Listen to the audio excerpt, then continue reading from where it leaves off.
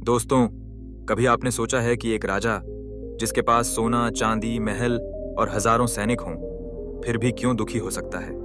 कैसे संभव है कि अपार धन दौलत होते हुए भी उसका दिल खाली और बेचैन रहे?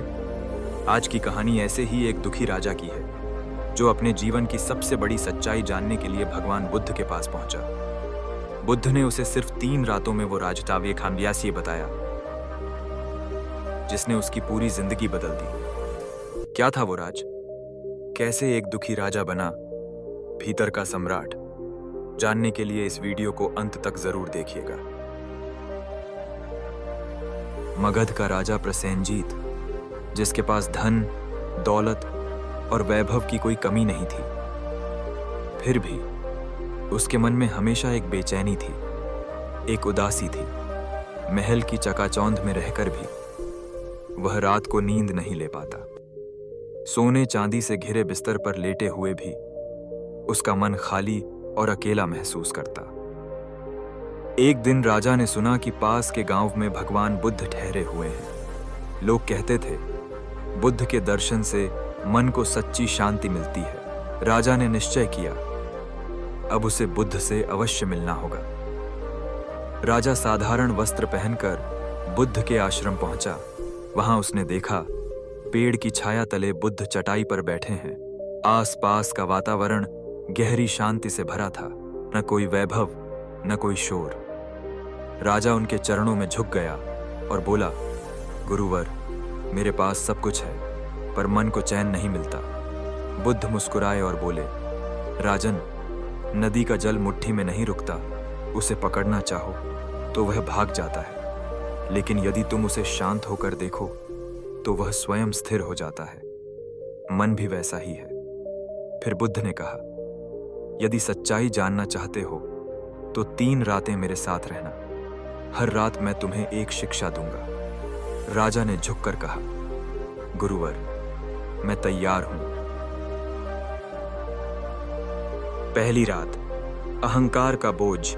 बुद्ध राजा को जंगल ले गए। उन्होंने कहा, यह बोरी उठाओ। राजा ने बोरी उठाई, लेकिन वह बहुत भारी थी। बुद्ध बोले, राजन, यह बोरी तुम्हारे अहंकार और इच्छाओं का बोझ है। जब तक इसे ढोओगे तुम्हें शांति नहीं मिलेगी।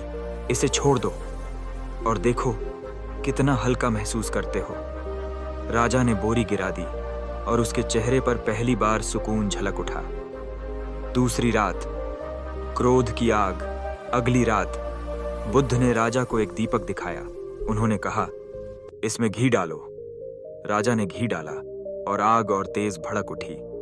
बुद्ध बोले, क्रोध भी ऐसा ही है। जितना इसे पालोगे उतना ही यह तुम्हें जलाएगा, लेकिन यदि धैर्य और करुणा डालो तो यह आग शांत हो जाएगी। राजा ने सिर झुका लिया। अब उसे अपनी गलती समझ आने लगी थी। तीसरी रात, मोह का जाल। तीसरी रात बुद्ध राजा को तालाब के किनारे ले गए। पानी में खिले थे सुंदर कमल।